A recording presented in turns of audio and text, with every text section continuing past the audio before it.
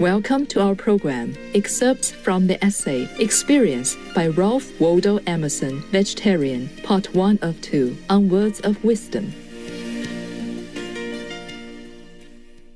Ralph Waldo Emerson was a renowned 19th century American essayist, philosopher, lecturer, poet, and leader of the transcendental philosophical movement. His literature influenced many celebrated writers, including Henry David Thoreau and Walt Whitman.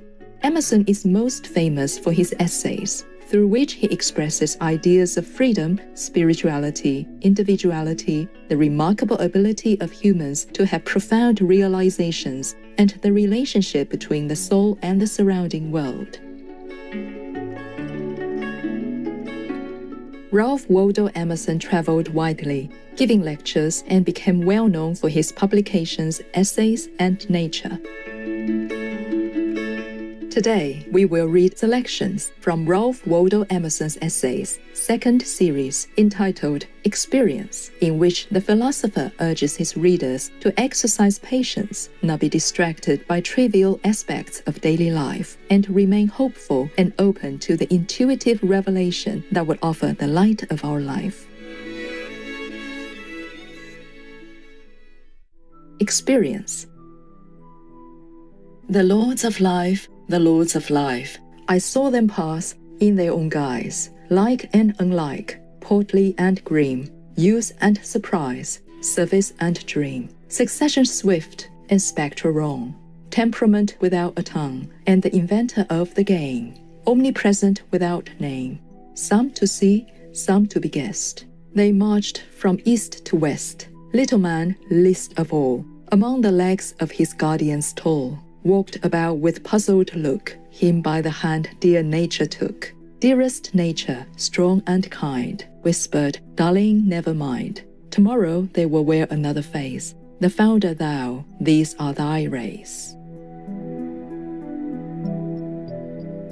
Where do we find ourselves? In a series of which we do not know the extremes, and believe that it has none. We wake and find ourselves on a stair. There are stairs below us, which we seem to have ascended. There are stairs above us, many a one, which go upward and out of sight. But the genius which, according to the old belief, stands at the door by which we enter, and gives us the forgetfulness to drink, that we may tell no tales, makes the cup too strongly, and we cannot shake off the lethargy now at noonday.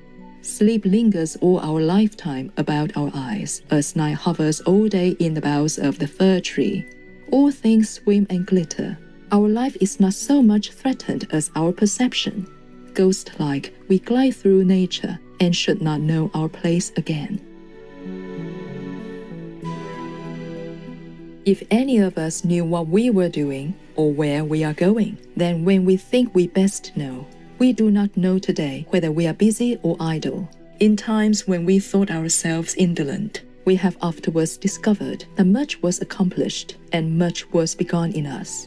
All our days are so unprofitable while they pass that it is wonderful where or when we ever got anything of this which we called wisdom, poetry, virtue.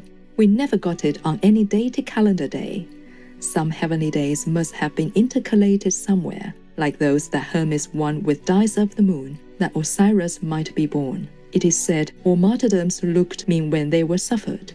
Every ship is a romantic object except that we sail in. Embark, and the romance quits our vessel and hangs on every other sail in the horizon. Our life looks trivial, and we shan't record it. Every roof is agreeable to the eye until it is lifted. Then we find tragedy and moaning women and hard-eyed husbands and excesses of forgetfulness. And the man asks, "What's the news?" As if the old were so bad. How many individuals can we count in society? How many actions? How many opinions?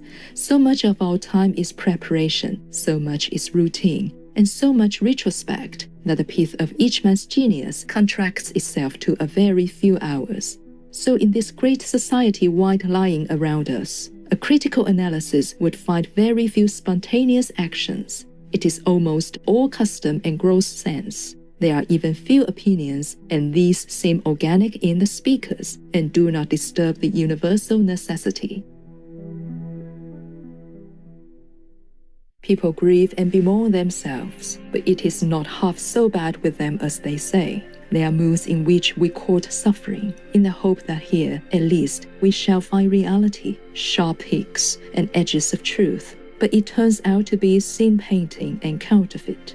The only thing grief has taught me is to know how shallow it is, that like all the rest, plays about the surface and never introduces me into the reality. Grief too will make us idealists. In the death of my son, now more than 2 years ago, I seem to have lost a beautiful estate, no more. If tomorrow I should be informed of the bankruptcy of my principal debtors, the loss of my property would be a great inconvenience to me, perhaps for many years. But it will leave me as it found me, neither better nor worse. So is it with this calamity? It does not touch me. Something which I fancied was a part of me, which could not be torn away without tearing me, nor enlarged without enriching me, falls off from me and leaves no scar. I grieve that grief can teach me nothing, nor carry me one step into real nature. The secret of the illusoriness is in the necessity of a succession of moods or objects. When at night I look at the moon and stars, I seem stationary and they to hurry. Our love of the real draws us to permanence, but health of body consists in circulation, and sanity of mind in variety or facility of association. We need change of objects. Once I took such delight in Montaigne that I thought I should not need any other book. Before that, in Shakespeare, then in Plutarch, then in Plotinus, at one time in Bacon, afterwards in Goethe, even in Bettina, but now I turn the pages of either of them languidly, while I still cherish their genius. So with pictures, each will bear an emphasis of attention once, which it cannot retain, though we fain would continue to be pleased in that manner. How strongly I have felt of pictures, that when you have seen one well, you must take your leave of it. You shall never see it again. The child asks, "Mama, why don't I like the story as well as when you told it to me yesterday?" Alas, child, it is even so with the oldest cherubim of knowledge. But will it answer thy question to say, because thou were born to a whole, and this story is a particular? For more information, please visit Project Gutenberg, gutenberg.org. Vegan, because ignoring the suffering of others and causing more suffering is satanic. Intelligent viewers, we thank you for your company today. For words of wisdom,